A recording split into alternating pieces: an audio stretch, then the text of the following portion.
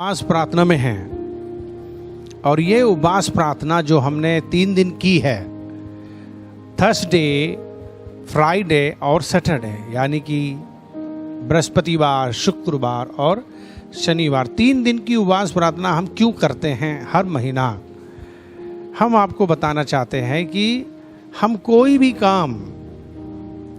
काम बिना परमेश्वर को बताए या परमेश्वर के हाथों में दिए हम कुछ नहीं करते हैं, क्योंकि बाइबल कहती है कि सब काम परमेश्वर को स्मरण करके करना, तब वो तेरे लिए सीधा मार्ग निकालेगा। अजी जो हमारा भरोसा पैसों पे नहीं है, धन पे नहीं है, बल पे नहीं है, हमारा भरोसा परमेश्वर पर है। जब हम परमेश्वर पर भरोसा करते हैं तब परमेश्वर के पास आते हैं, परमेश्वर के निकट आते हैं। और ये बात परमेश्वर को बड़ा अच्छा लगता है कि परमेश्वर के लोग परमेश्वर पर निर्भर हों और उसके निकट आएं, उसके पास आएं।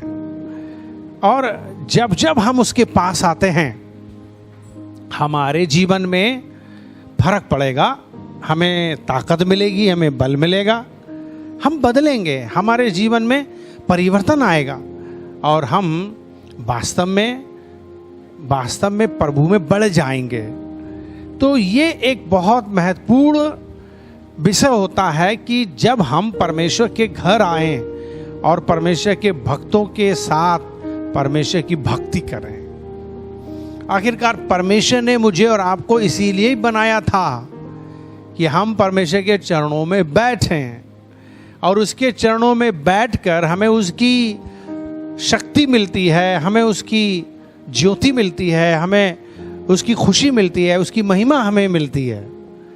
आज दुनिया में जितने भी लोगों के साथ आप बैठते हो और सोचो कि वो कैसे टाइप के लोग हैं। अगर गाली देने वालों के बीच में आप बैठेंगे तो उनकी रात दिन गालियां बढ़िया से बढ़िया, अपने भारत देश की चिकनी चिकनी गालियां होती है ना, वे सब सुनेंगे आप अगर गाली देने वालों के बीच में रहोगे तो धीरे धीरे आप भी क्या करोगे, आपके भी शब्दों में, भाषा में गालियां निकलेंगी। और छोटे छोटे बच्चे भी जानते हैं कि हमारे बाप क्या गालियां देते हैं, वो भी देने लगते हैं। क्यों? क्योंकि हमने गाली देने वालों की संगति की। अगर कोई अंग्रेजी बोलने वाले के संग अगर आप संगति करो तो धीरे धीरे आप भी कुछ ना कुछ अंग्रेजी बोलना चालू कर दो, क्योंकि संगति आपको क्या कर रही है, आपको बना रही है, चाहे वो अच्छी संगति हो चाहे वो बुरी संगति हो। सबसे पहले मसीहों को, विश्वासियों को अपने जीवन में यह समझना जरूरी होगा कि मुझे और आपको एक अच्छी संगति करना जरूरी है। जब हम एक अच्छी संगति करेंगे तो हमारी संगति से, जो हमारी अच्छी संगति है, परमेश्वर की संगति है, बाइबल कहती जो लोग परमेश्वर की संगति करते हैं वे परमेश्वर से शक्ति पाते हैं और वो ऐसी शक्ति मिलेगी उन्हें कि वे अपनी कमजोरियों से आजाद होंगे, अपनी बुराइयों से आजाद होंगे, अपनी बीमारियों से आजाद होंगे। अगर वे परमेश्वर की संगति करेंगे तो परमेश्वर की संगति आपको शक्ति देगी। आमीन। परमेश्वर की संगति आपको क्या देगी? शक्ति देगी। और आपकी जो भी निर्बलताएं हैं, कमजोरियां हैं, बीमारियां हैं, वे खत्म होंगी। इसलिए बाइबल क्या कहती है? बाइबल कहती है कि हम लोगों को ज्यादा से ज्यादा संगति करना है। क्या लिखा है इब्रानियों उसका 10 अध्याय, इब्रानियों उसका 10 अध्याय की हम तरफ आए, 25 पद। क्या लिखा है इसमें? लिखा है और एक दूसरे के साथ इकट्ठा होना ना छोड़ें। बाइबल कहती है कि एक दूसरे के साथ इकट्ठा होना ना छोड़ें। यह है, इसको समझो। और फिर लिखा है कि जैसे कि कितनों की रीति है। अब बहुत से लोग हम में से ऐसे हैं जो लगातार संगति करते हैं, लेकिन बहुत से लोग संगति नहीं करते या उन्हें अभी इसका मतलब नहीं मालूम है। पर बाइबल हमें समझाती है कि हमें इकट्ठा होना नहीं छोड़ना चाहिए, पर एक दूसरे को समझाते रहें। ज्यों ज्यों उस दिन को निकट आते देखो, त्यों त्यों और भी अधिक किया करो। अब इस पद में क्या प्रभु का वचन कह रहा है? इस पद में प्रभु का वचन कह रहा है कि आने वाले दिन बुरे होंगे, यानी कि बुरे दिन आने वाले हैं। दूसरे शब्दों में और क्लियर कहें, अंत के दिन आने वाले हैं। बाइबल कहती है सब बातों का अंत तुरंत होने वाला है। अब जब दुनिया का अंत होने वाला है, दुनिया समाप्त होने वाली है, या अभी बुरे दिन आने वाले हैं,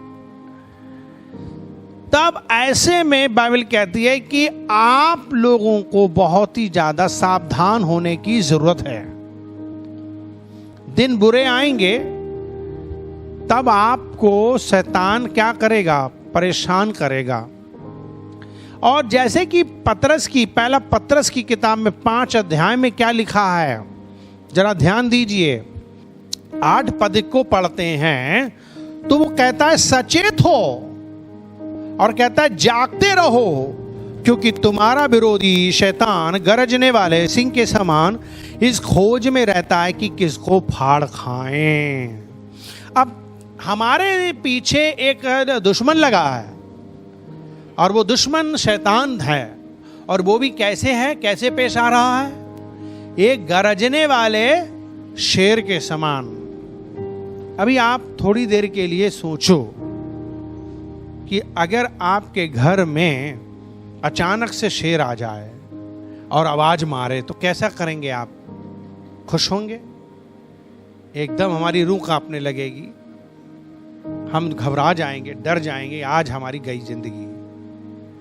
शैतान इसी तरीके से हम सबके पीछे पड़ा है। इस दुनिया के खासकर मसीहों के पीछे पड़ा है, विश्वासियों के पीछे पड़ा है, उनको नाश करने के लिए पड़ा है। जरूरी नहीं है कि वो शेर का ही रूप लेकर आए, वो दुनिया का हो सकता है आपके बाप का ही रूप लेकर आ सकता है। हो सकता है आपका बाप ही आपको मारने को, आपकी अम्मा मारने को तैयार हो, आपका आदमी मारने को तैयार हो, आपके पति मारने को तैयार हो, आपकी पत्नी मारने को तैयार हो, खाने को तैयार हो सकता है आपके भाई या आपके रिश्तेदार, हो सकता है आपके पड़ोसी या आपके मेहमान या आपके मोहल्ले वाले या आपके समाज वाले या कोई भी बिरादरी का या कोई भी जाति वाला या कोई समाज का या कोई धर्म का ठेकेदार या कोई राजनीतिक नेता। ये सब के सब शैतान के द्वारा चलाए जा सकते हैं और वे आपके खिलाफ आ सकते हैं और आपको खाने को दौड़ सकते हैं। अगर वे आपके खिलाफ हैं तो वे समझ लो शैतान के द्वारा चलाए जा रहे हैं। शैतान उनको गरजने वाले सिंह के समान उनको इस्तेमाल कर रहा है और वे आपसे नाराज होंगे, वे आपके खिलाफ होंगे, वे आपके लिए यही चाहेंगे कि आप चर्च छोड़ दो, मसीह जीवन छोड़ दो, प्रभु को छोड़ दो। वो ये कोशिश करेंगे। पर बाइबल कहती है कि ये वो वक्त नहीं होता कि हम उसके डराए जाने से डर जाएं, बल्कि बाइबल कहती है कि तुमको ये बात मालूम होना है कि अगर तुम उसके डर से डर गए और तुम रुक गए, तब भी वो तुम्हें आज नहीं तो कल खा जाएगा। ये याद रखो। जितने भी लोगों ने अपने विश्वास को डिनाई किया या विश्वास को छोड़ दिया मसीह जीवन में डर के मारे, लिखा हुआ है कि जो डरा वो मरा। लिखा हुआ है कि डरपोक लोग परमेश्वर के राज में कभी नहीं जाएंगे। बाइबल में लिखा है कि डरपोक लोग परमेश्वर के राज में नहीं जाएंगे। जो लोग मसीह जीवन को अपनाने के बाद, जो लोग मसीह यीशु को अपनाने के बाद अगर किसी के धमकाने और किसी के डराने से डर गए और मसीह जीवन छोड़कर चले गए, तो याद रखो वे डरपोक हैं। और बाइबल कहती है कि वे डरपोक लोग कभी परमेश्वर के राज में नहीं जाएंगे, बल्कि वो आग और गंधक की जलती हुई झील में जाएंगे, जो कि दूसरी मृत्यु को दिखाता है, हमारी अनंत काल की मृत्यु को दिखाता है। इस दुनिया की मौत से हो सकता है आपको चिंता नहीं होती, क्योंकि आप सोचेंगे कि बस मरना ही तो है। मान लो कोई गर्दन काट दे तो आप सोचेंगे खत्म हो गया, लेकिन यह मौत तो टेम्परेरी मौत है। मसीह यीशु के खातिर आपने मान लो किसी से अपनी जान को बचाने की कोशिश की, लेकिन बाइबल कहती है जो कोई भी अपनी जान बचाएगा, मुझसे भागेगा, वो फिर भी खोएगा आगे जाकर के, क्योंकि शैतान छोड़ेगा नहीं। पर जो कोई भी मेरे खातिर अपने प्राण की बाजी लगा दे, बाइबल कहती है कि वो कभी नहीं अपने प्राणों को खोएगा। हमारी असली जिंदगी या असली लाइफ या असली हमारे जो जीवन है वो मरने के बाद है।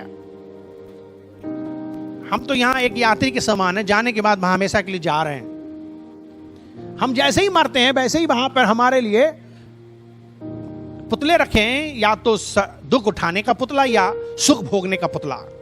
और वो पुतला नहीं है, बल्कि हकीकत में ओरिजिनल शरीर है। और वहां अनंत काल के लिए जीवन बिताएंगे, चाहे नरक में चाहे स्वर्ग में।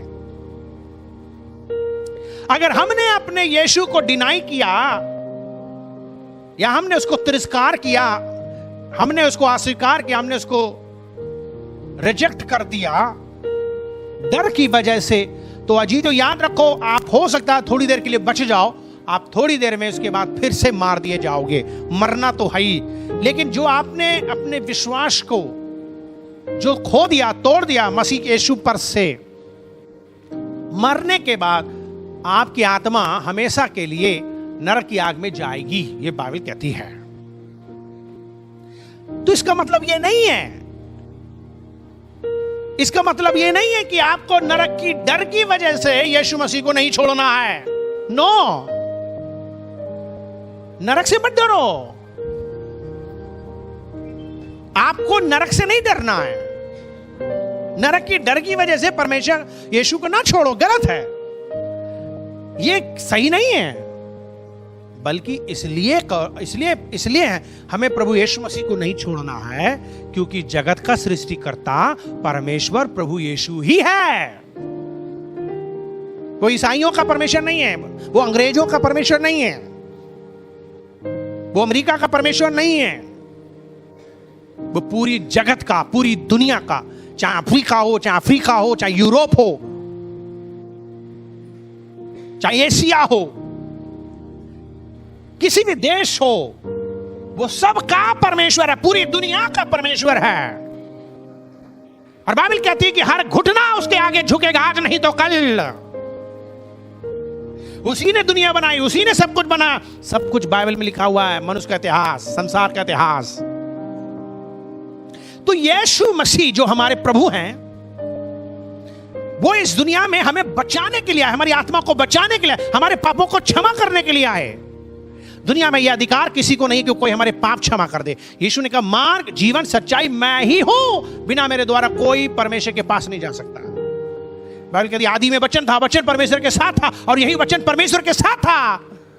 और बाइबल कहती है कि यही वचन इस दुनिया में देहधारी हुआ, और देहधारी होकर के ज्योति बन करके हमारे बीच में डेरा किया, और हमारे गुनाहों को अपने ऊपर लिया, हमारे पापों को अपने ऊपर लिया, मारा गया, गाड़ा गया, तीसरे दिन जिंदा हो गया। और बाइबल कहती है सच्चाई यही है, यीशु ही सत्य है। और बाइबल कहती है जो सत्य को जानेगा, सत्य उसे स्वतंत्र कर देगा, और स्वतंत्र और सत्य पुत्र है यीशु मसीह। और बाइबल कहती है पुत्र तुम्हें स्वतंत्र कर सकता है, तब तुम स्वतंत्र हो जाओगे। तो बात क्या है? बात क्या है? मुझे और आपको सच्चे और जीवित परमेश्वर से डरना चाहिए, बजाय मुझे दुनिया के किसी व्यक्ति से नहीं डरना चाहिए। तो शैतान आपको क्या कर रहा है? डराता है, लेकिन आपको शैतान के डर से डरना नहीं, क्योंकि शैतान कुछ है ही नहीं। वो भी एक सृष्टि है परमेश्वर की, और उसका अंत होने वाला है। अजीजों, एक बात को अच्छी तरीके से समझो, शैतान तो हार चुका है, शैतान तो हारा जा चुका है, उसको तो ऑलरेडी परमेश्वर ने हरा दिया, उसके पास कोई पावर नहीं है। जो लोग यीशु के लहू से धुल गए हैं वे परमेश्वर की संतान बन गए हैं, और परमेश्वर की संतान होने के नाते आपको परमेश्वर में मजबूत होना है, प्रभु में मजबूत होना है। अगर आप परमेश्वर में मजबूत होंगे, शैतान जानता है आपके अंदर कितनी ताकत है, वो आपके आसपास भी नहीं आएगा।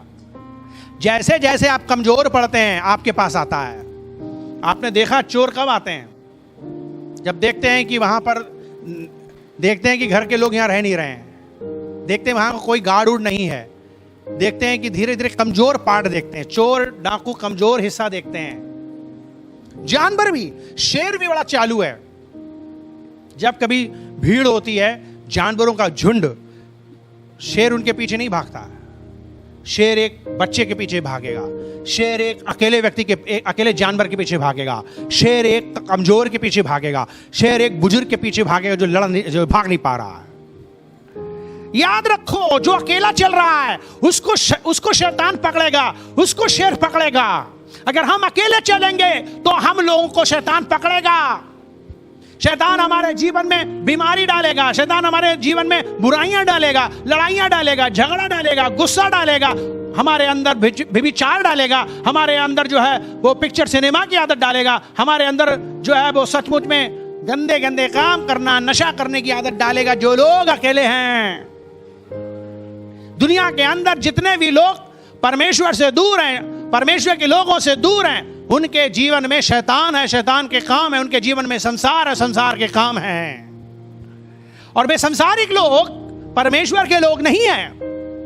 बाइबल कहती है जो लोग संसार से प्रेम करते हैं वे परमेश्वर से बैर करते हैं, और परमेश्वर से बैर रखने वाले कभी भी वे सुख शांति का अनुभव नहीं कर पाएंगे और ना वो परमेश्वर के राज में जाएंगे। तो अभी परमेश्वर उन बैरियों से प्यार करता है और उनके पास अपना संदेश भेजता है, इसीलिए दुनिया का अंत नहीं करता और इंतजार करता है कि ये बैरी लोग भी एक दिन वो परमेश्वर से प्रेम करने लगे हैं, क्योंकि परमेश्वर ने जो प्यार किया है उसको वो अभी तक पहचान नहीं पा रहे हैं।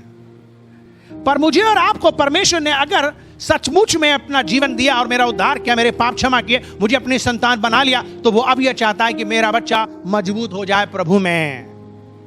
क्या आपने नहीं देखा पक्षी लोग अंडे से जब बच्चे पैदा करते हैं तब वे माता पिता इधर उधर जाते हैं और वे अपने पेट के अंदर सारा खाना भरते हैं, और जब वे आते हैं तो उनका मुंह खोलते हैं और अपने मुंह खोल करके सारी चीजें जो खाना खाया वो निकाल निकाल के देते हैं और उनके लिए सुरक्षित रखते हैं। हमारा परमेश्वर भी वो हमें अपना भोजन और अपना जीवन दे करके हमें मजबूत करना चाहता है।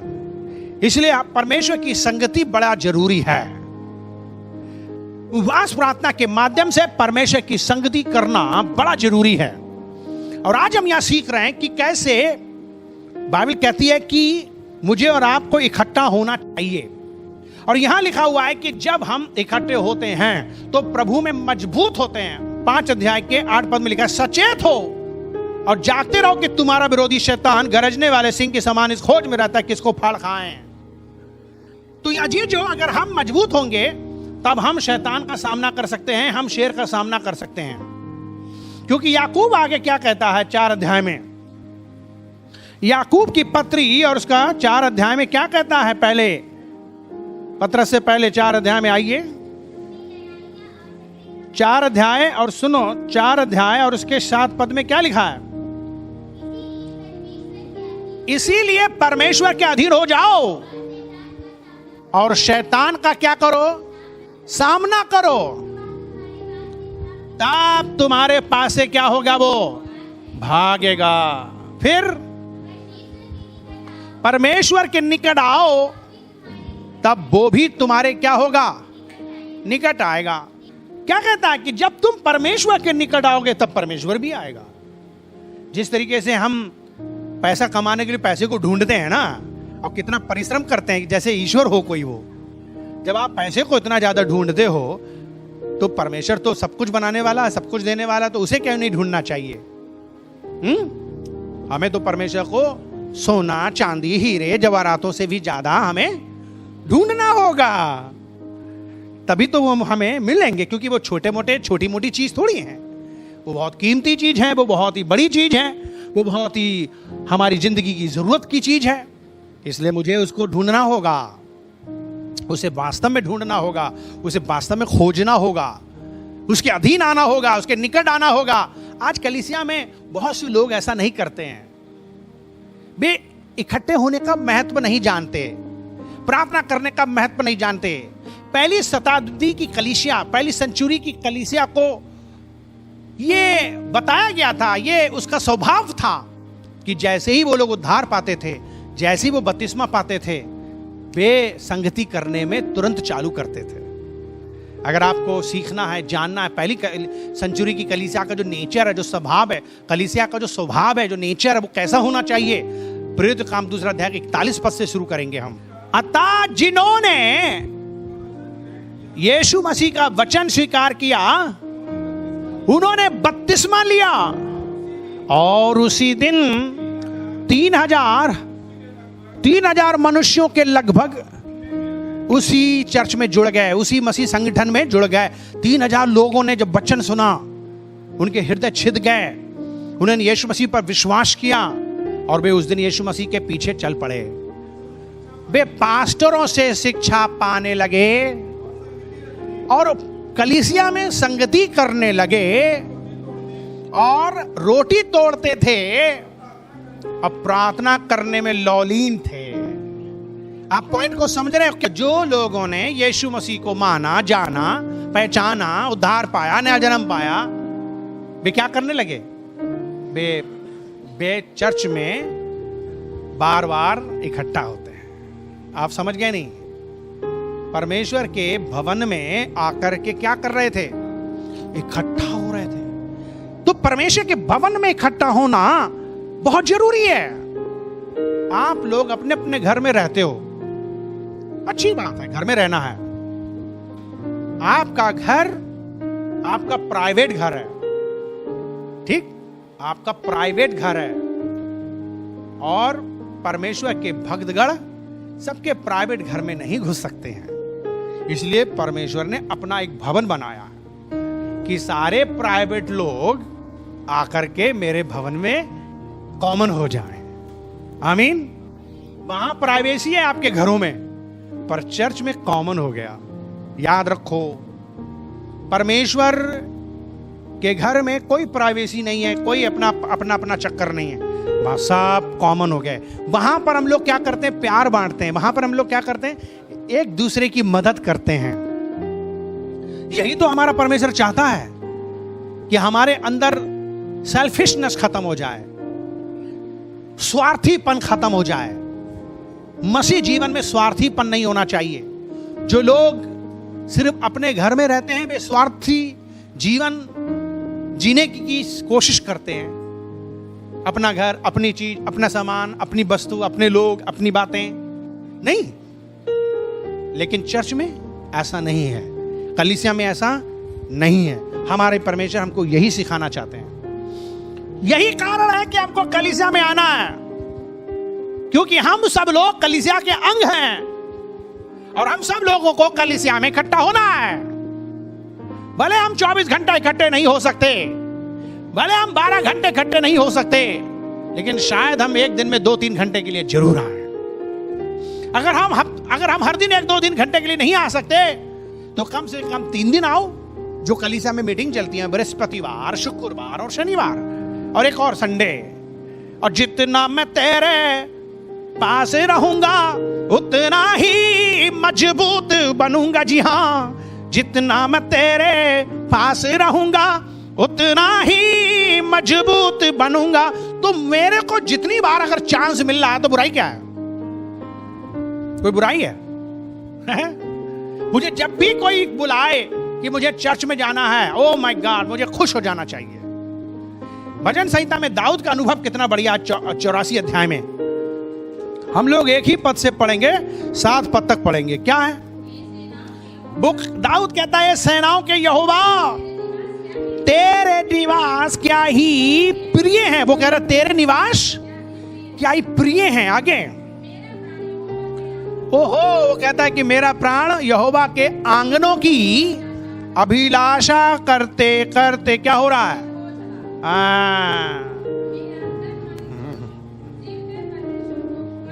कभी कभी क्या होता है जी, जो हमारी कलीसिया में बहुत से लोग अपने बच्चों के लिए इतना ज्यादा देखने के लिए तड़पते हैं कि मूर्छित हो जाते हैं। कभी कभी अपनी मम्मी पापा के लिए बच्चे मूर्छित हो जाते हैं। कभी कभी पति अपनी पत्नी के लिए हो जाते हैं। कभी कभी पत्नियां अपने पति के लिए मूर्छित हो जाती हैं अगर वो काफ़ी दिन से बाहर होते हैं, दूर होते हैं, और जब हम उन्हें मिल नहीं पाते तो हम परेशान होते हैं, तड़पते हैं। और जब वो उनकी खबर सुनते हैं कि वो आने वाले हैं तो हमारे दिल की खुशियाँ आने लगती हैं। आमीन। बहुत से लोग इस दुनिया में बहुत सौ से प्यार करते हैं। उनकी दिलों की सिचुएशन आप उनसे पूछ लो कि कितना प्यार होता है जब कोई व्यक्ति नहीं होता उनके साथ, वो तड़पते रोते हैं उनके लिए।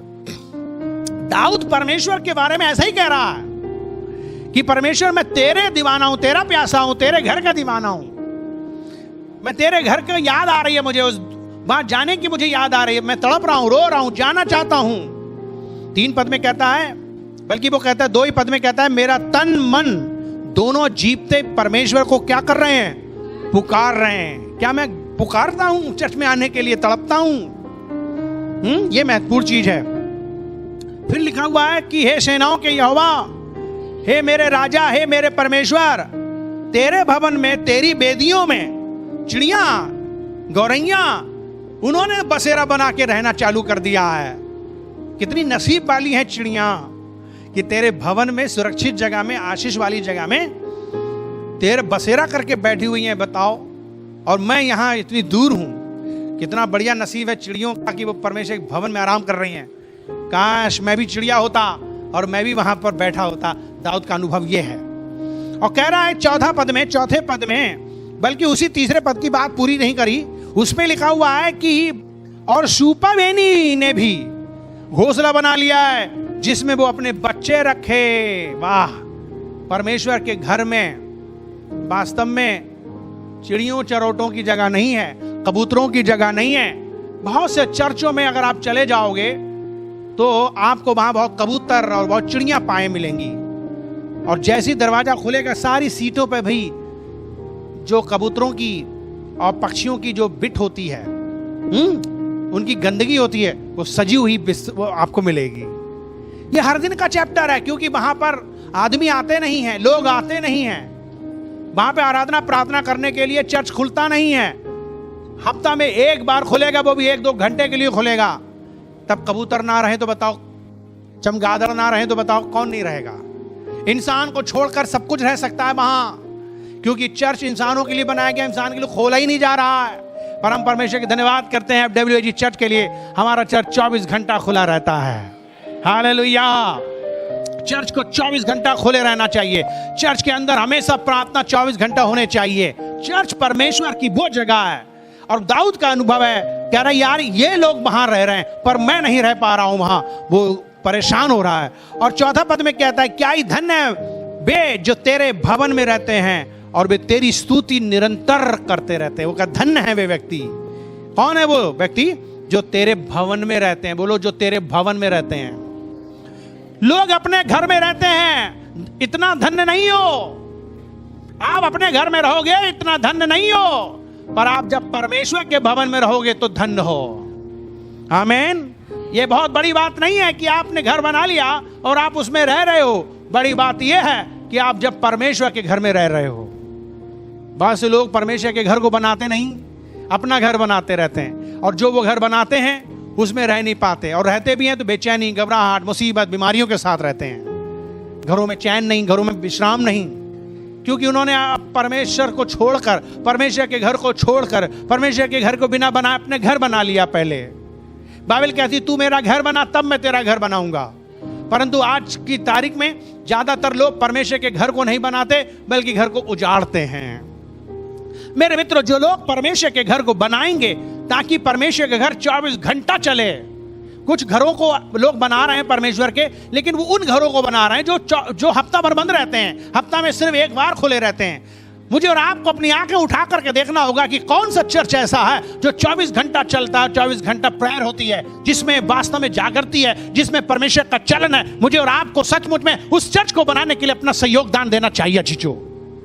जो चर्च लगातार काम करता है, जिसमें लगातार प्रार्थना होती है, जिसमें लगातार सभाएं होती हैं, वो चर्च नहीं जो आपने संगमरमर के पत्थरों का बना दिया और बड़ी कीमती पत्थर बना दिए, बड़ी बड़ी ऊंची बिल्डिंग भी बना दी और वो ताला मार के आपने रखा हुआ है और पूरे हफ्ते भर जो है उसमें जो है कबूतर और चिड़ियां रहती हैं।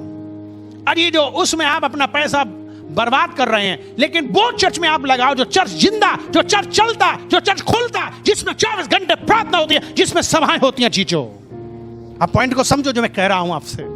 अजी जो परमेश्वर का वचन कहता है कि धन्य है वो व्यक्ति जो भवन में रहता है और वे लगातार उसकी स्तुति प्रशंसा करते हैं। कुछ लोग चर्च में जाते हैं और जाकर के चुपचाप मौन धारण होकर के बैठ जाते हैं और 1 घंटा भी उनको भारी लगता है। 1 घंटा तो छोड़ो, आधे घंटे में ही उनकी जो उबासी आती है और वे बोर होते हैं और उन्हें कुर्सी काटने लगती है, सोचते हैं जल्दी जाएं यहां से। पहली बात तो वे मौन धारण होके आते हैं, चुप्पा साध के आते हैं। आप चुप्पा रहोगे, बोर होगे। चर्च में अगर आप आराधना नहीं कर रहे हो, स्तुति नहीं कर रहे हो, हालेलुया नहीं बोल रहे, प्रेज द लॉर्ड नहीं बोल रहे, नारे नहीं मार रहे, तालियां नहीं बजा रहे हो, ऐसा लगता है कि आप चर्च में नहीं शमशान घाट में आए हो। ऐसा लगता है कि आप कब्रिस्तान में आए हो। चर्च वो जगह नहीं है जहां पर आप मातम मनाएं या गम के मारे चुप्पा पड़े रहें। वहां पे परमेश्वर है, वहां राजाओं का राजा है, वहां प्रभुओं का प्रभु है। हमारा प्रभु अगम ज्योति में विराजमान है। बाइबल कहती है 4 प्राणी और 24 प्राचीन हमेशा उसके चरणों में औंधे मुंह करके रात दिन उसकी दुहाई देते रहते हैं और स्तुति प्रशंसा करते रहते हैं। यदि आप स्वर्ग में चले जाओ तो वहां पर इतनी स्तुति, इतनी प्रशंसा होती है कि आप सचमुच में समझ नहीं पाएंगे। इतनी ज्योति, इतनी महिमा में वो रहता है हमारा परमेश्वर। उस महान परमेश्वर जो महिमा में विराजमान है, आप उसके भवन में इतना चुप्पा क्यों रहते हो, इतना शांत क्यों रहते हो?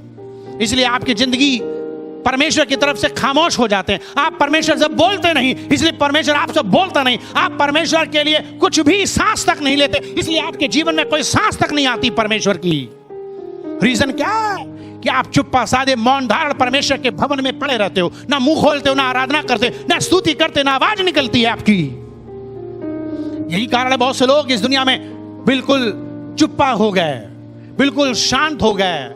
उनके जीवन में कुछ नहीं हो रहा, उनके जीवन में कुछ नहीं हो रहा। अगर आपके जीवन में परमेश्वर सचमुच में कुछ करना चाहता है तो आपको भी परमेश्वर के लिए कुछ करना चाहिए। जब भवन में आओ तो स्तुति प्रशंसा करो। और यहां क्या लिखा है? वे तेरी स्तुति निरंतर करते रहेंगे। 5 पद कहता है कि क्या धन्य वो मनुष्य जो तुझसे शक्ति पाता है। कहता है क्या धन्य वो व्यक्ति जो तुझसे शक्ति पाता है। बहुत से लोग क्या कर रहे हैं? वो रोटी से शक्ति पाने की कोशिश कर रहे हैं, तीनों टाइम हपक के खाने की कोशिश कर रहे हैं और उनसे उपवास नहीं होती है, उनसे सचमुच में जो रोजा नहीं रखा जाता है। आय हाय मर जाएंगे, आय हाय पेट खराब हो जाएगा। बड़ा से बड़ा नाटक करते हैं लोग। जब बीमारी आती है तो डॉक्टर कहता है अब तुम्हें नहीं खाना है, एक रोटी भी नहीं खा सकते, मीट भी नहीं खा सकते। बड़ा ज्यादा आपने जो खूब खाया है तो डॉक्टर के कहने पर आप नहीं खा रहे हो। बिस्तर पे पड़े हो, मुंह भी नहीं खुल रहा खाने के लिए तो वो नाक में पाइप डाल दे रहे हैं। कितनी बुरी दशा है। बहुत से मसीहों की, बहुत से विश्वासियों की यही दशा होती है। आईसीयू में जाकर के वो खाने के लाले पड़ जाते हैं तो डॉक्टर उनको नाक से खिलाता है। क्या ये सही है? अपने जीवन में इतना ज्यादा परमेश्वर की महिमा स्तुति प्रशंसा करो, उसके चरणों में बैठ के उससे शक्ति पाओ, ताकि आपको सचमुच में डॉक्टरों से शक्ति पाने की जरूरत ना पड़े, आपको किसी बाबा से शक्ति पाने की जरूरत ना पड़े, आपको अंधविश्वास या किसी भी तरह से जादू टोना से कोई भी शक्ति पाने की जरूरत ना पड़े। पहली बात, उनमें कोई शक्ति है ही नहीं। शक्ति है तो वो जीवित परमेश्वर के पास है। लेकिन लोग क्या करते हैं? रोटी के पास जा रहे हैं। लोग क्या कर रहे हैं? सोच रहे हैं कि भैया हमको शक्ति पानी है तो हमको पैसा के पास जाना है।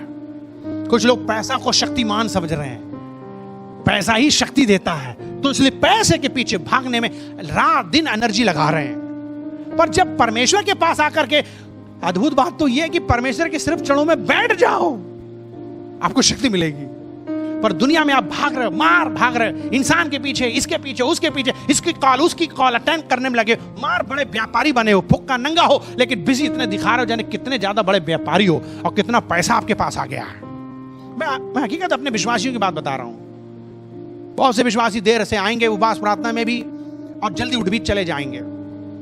उनको चर्च में बैठना, उपवास प्रार्थना में बैठना कांटा खाता है, उनको कांटा लगता है।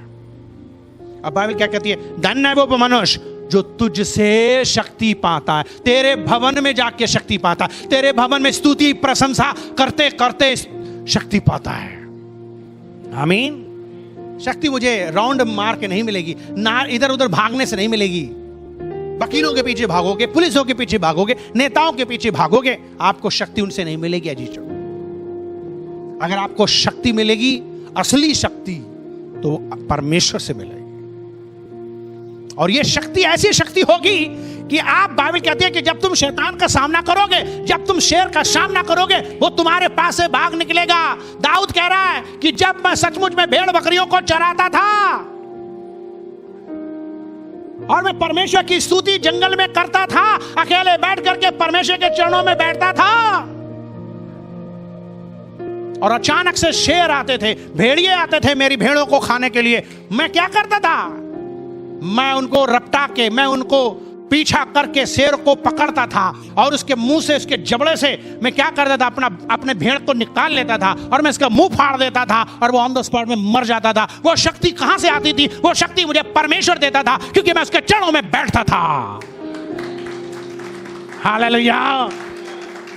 याद रखो, शेर ने तो दाऊद के बच्चे को ही फाड़ा या पकड़ा, लेकिन बाइबल कहती है कि अगर दाऊद सचमुच में परमेश्वर से शक्ति नहीं पाता तो शेर दाऊद को भी फाड़ सकता था। लेकिन परमेश्वर का वचन कहता है कि कोई शेर दाऊद को फाड़ नहीं सका, बल्कि दाऊद ने शेर को फाड़ा। उसकी अपनी ताकत क्या थी? वो तो परमेश्वर की ताकत थी। जब आप परमेश्वर के चरणों में बैठोगे, ज्यादा से ज्यादा बैठोगे, शक्ति पाओगे, मानसिक शक्ति पाओगे, आत्मिक शक्ति, शरीर की शक्ति पाओगे। वो आपको सचमुच में खुश रखेगी। आज लोगों के पास में जब शक्ति नहीं होती है, दिमागी तौर से, मानसिक तौर से, आत्मिक तौर से, शारीरिक तौर से, तो वे उदास रहते, निराश रहते, हताश रहते, परेशान रहते। उनके अंदर कोई उत्सुकता नहीं है। उनके अंदर बस एक ही दिमाग में लग रहा है, पैसे कहां से मिलेगा, पैसे कहां से मिलेगा। बस पैसा मिल जाए तब खुशी आ जाएगी, तब चेहरे हंसेंगे, मुस्कुराएंगे। बड़ा बड़ा पैसे वालों को मैं देख रहा हूं, उनका भी मुंह सड़ा हुआ रहता है। कोई पैसा उनका खुशी नहीं लाता है, कोई नौकरी खुशी नहीं लाती, कोई बिजनेस खुशी नहीं लाता है, कोई बढ़िया मकान खुशी नहीं लाता है, कोई बढ़िया गाड़ी खुशी नहीं लाती। ये सब एक झूठी अफवाह है, फेक है कि तुम्हें ये मिल जाएगा, तुम्हारे अंदर खुशी उत्पन्न होगी। कुछ खुशी नहीं होती है इनसे। खुशी तो सिर्फ परमेश्वर से होती है, शक्ति तो सिर्फ परमेश्वर से मिलती है। और धन है वो व्यक्ति जो परमेश्वर की उपस्थिति में बैठता है, जो उसके चरणों में बैठता है और कहता है जिसको सिय्योन की सड़क की सुध ही रहती है। वो कहता है वो भले रोने की तराई में होकर के जाते हुए सोतों का स्थान बनाते हैं। वो कहता है रोने की, अच्छा रोने की तराई में जाते हुए उसको सोतों का स्थान बनाते हैं। फिर बरसात की अगली वृष्टि उसमें आशीष ही आशीष पाती। वो कहता है कि भले तुमको रोना पड़ रहा है आज, भले तुमको कष्ट हो रहा है आज, भले तुम्हारे पास आज पैसा नहीं है, लेकिन जब तुम चर्च में आते हो, जब परमेश्वर की उपस्थिति में आते हो, रोते हो उसके सामने, परमेश्वर से दुआएं करते हो, दुख उठा बताते हो, मेरा परमेश्वर आशीष आशीष आपके लिए उपजाएगा, क्योंकि आप कष्टों में और दुखी जीवन में आप परमेश्वर के चरणों में बैठे हो। वो कहता है 7वां पद, वे बल पे बल पाते हैं। मसीह जीवन में चर्च में बैठकर बल पे बल मिलता है। इस चर्च की सीक्रेट है जो सफलता की, वो सिर्फ यह है कि यह चर्च प्रार्थना करता है, उपवास करता है। दुनिया में बहुत सी संस्थाएं ऐसी हैं, दुनिया में बहुत से ऐसे चर्च हैं जहां उपवास प्रार्थना का कोई चक्कर नहीं है, पर वो संस्थाएं चलाना चाहते हैं पैसे से। सिर्फ वे परमेश्वर से नहीं चलाना चाहते, वे परमेश्वर की भक्ति से चलाना नहीं चाहते, वो सिर्फ ऐसे ही चलाना चाहते हैं। कोई संस्था सफल नहीं होती है जब तक वे परमेश्वर के चरणों में घुटने पर बैठ ना जाएं। मुझे और आपको अपनी संस्था चलानी है, मुझे और आपको अपने बिजनेस चलाने, नौकरी चलानी है, मुझे और आपको परमेश्वर से शक्ति पाना होगा। अगर हम परमेश्वर के चरणों में बैठते नहीं, पुकारते नहीं, रोते नहीं, दुख नहीं बताते, उससे बातचीत नहीं करते, मुझे शक्ति कहां से मिलेगी? मुझे शक्ति नहीं मिलेगी। आज इस उपवास प्रार्थना का जो सीक्रेट, जो महत्व है, वो यही है कि जब हम परमेश्वर के चरणों में बैठते हैं तो वो मुझे शक्ति देता है। दूसरे शब्दों में भक्ति से मिलती है शक्ति। और बाइबल सचमुच में 91वें अध्याय में भजन संहिता के एक बार और जिक्र करती है कि किस तरीके से हम बल पे बल पाएंगे। यहाँ लिखा कि बल पे बल पाएंगे, और यहाँ लिखा कैसे वो फलेंगे, फूलेंगे और विकसित होंगे। जब हम भजन संहिता 91 अध्याय में आते हैं और उसके 12 से 14 पदों को पढ़ें, या 14 पदों तक पढ़ें, तो लिखा हुआ है धर्मी 92 अध्याय 92 भजन संहिता 92, भजन संहिता 92 अध्याय लिखा है कि धर्मी लोग खजूर के समान फूलेंगे, फलेंगे, और लबानोन के देवदार के समान बढ़ते रहेंगे। वे यहोवा के भवन में रोपे जाकर हमारे परमेश्वर के आंगनों में फूले फलेंगे। वे पुराने होने पर भी फलते रहेंगे और रस भरे और लहलाते रहेंगे। कितनी बढ़िया बात है। लिखा है कि जो लोग परमेश्वर के भवन में रोपे जाएंगे, यानी लगाए जाएंगे, रखे जाएंगे या बैठे जाएंगे, जो लोग परमेश्वर के चरणों में समय बिताएंगे, वे फूलेंगे, फलेंगे, विकसित होंगे। ये है सीक्रेट। कहीं परमेश्वर से बाइबल कहती है तुम मुझसे अलग हटकर कुछ नहीं कर सकते हो। ये बात सच है ना। यूहन्ना 15 अध्याय में क्या कहता है? सच्ची दाखलता मैं हूं और तुम डालियां हो। जो डाली मुझ में नहीं लगी वो फले फूलेगी नहीं। मुझसे कनेक्ट तो होना पड़ेगा। और आप सोचो नहीं नहीं नहीं, मैं कनेक्ट नहीं होऊंगा, मैं तो बिजी आदमी हूं, मैं कैसे कनेक्ट हो सकता हूं? तो भाग जाओ, सूख जाओगे। अगर कोई पेड़ से टहनी कट के भाग रही है तो क्या होगा? वो सूख जाएगी, कभी फलेगी नहीं। मुझे और आपको मसीह यीशु में कनेक्ट होना है, इसीलिए उसने कहा चर्च में कनेक्ट होना है। चर्च क्या है? मसीह की देह। मसीह की देह क्या है? हम सब लोग एक साथ इकट्ठे होना। इसलिए उसने कहा इकट्ठा होना ना छोड़ें। मुझे और आपको बार बार चर्च में इकट्ठा होना, बल्कि जब भी तुम इकट्ठे होगे मैं भी इकट्ठा होऊंगा। वायदा ये कर रहा। परमेश्वर की उपस्थिति ही चमत्कार लाएगी और परिवर्तन लाएगी और जिंदगी को बनाएगी। पर वो कैसे आती है? जब हम बार बार इकट्ठे होते हैं यीशु के नाम से, प्रार्थना के नाम से, उपवास के नाम से, तब परमेश्वर का काम हमारे जीवन में होता है। तो नौकरी बिना परमेश्वर की शक्ति से नहीं कर पाओगे, बिजनेस परमेश्वर की बिना शक्ति से नहीं कर पाओगे, और यहां तक कि सेवकाई भी बिना परमेश्वर की शक्ति से नहीं कर पाओगे। कुछ लोग सेवकाई के नाम से रात दिन ऑनलाइन बैठे हैं, फोन कर रहे हैं, रात दिन कंप्यूटर बैठे हैं, रात दिन जो है ऑनलाइन डिजाइन बनाने में लगे हुए हैं। उससे क्या होगा? वो एक सचमुच में आपके लिए जरूरी है, क्योंकि आजकल जमाने में थोड़ा बहुत दिखाना पड़ता है अपनी मिनिस्ट्री, अच्छी बात है, पर शायद वही सोर्स नहीं है आपका। शायद वही नहीं आपके लिए रास्ता अपनाना है। आपकी जिंदगी का सबसे बड़ा सोर्स परमेश्वर है। घुटने में बैठ नहीं रहे हो, चरणों में परमेश्वर के बैठ नहीं रहे हो, दो चार 3 लोगों को चर्च के लिए प्रार्थना करवा नहीं रहे हो, या मिनिस्ट्री की प्रार्थना करवा नहीं रहे हो। हर समय आपके दिमाग में लगा है कि बस मुझे पैसा मिले तो काम बढ़ेगा। ऐसा नहीं है, कोई काम पैसे से नहीं होता है। दूसरे शब्दों में सब काम पैसों से नहीं होता है। परमेश्वर अगर नहीं है तो पैसा धरा का धरा रह जाएगा। इसलिए मुझे और आपको परमेश्वर से शक्ति पाना है। उपवास प्रार्थना में क्यों आते हैं? परमेश्वर से शक्ति पाते हैं। क्यों हम 3 दिन की उपवास प्रार्थना कर रहे हैं? ताकि हम परमेश्वर हमें शक्ति दे, बुद्धि दे। हम परमेश्वर के बिना कुछ नहीं कर सकते। कल चमत्कार होने एक काम छोटा से भी नहीं होगा, एक बच्चा भी चंगा नहीं होगा अगर प्रभु अनुग्रह ना करे तो। इसलिए उपवास प्रार्थना में आना जरूरी है। जब भी उपवास प्रार्थना हो तो हमेशा इंपॉर्टेंस दो। ना केवल आप चर्च के लिए प्रार्थना करोगे, आप अपनी जिंदगी के लिए भी आशीष पाओगे, क्योंकि लिखा है वो फलेगा, वो फूलेगा, वो विकसित होगा, और वो इतना मजबूत होगा कि शैतान का सामना करेगा। शैतान नहीं तो क्या होगा?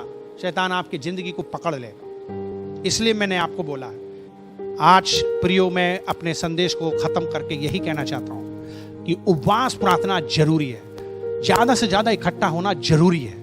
अगर आप उपवास प्रार्थना करोगे, ज्यादा से ज्यादा इकट्ठे होगे, तो याद रखो परमेश्वर शक्ति देगा, आप बल पाएंगे और आप शैतान को हरा दोगे और हमेशा परमेश्वर की महिमा के लिए काम करोगे।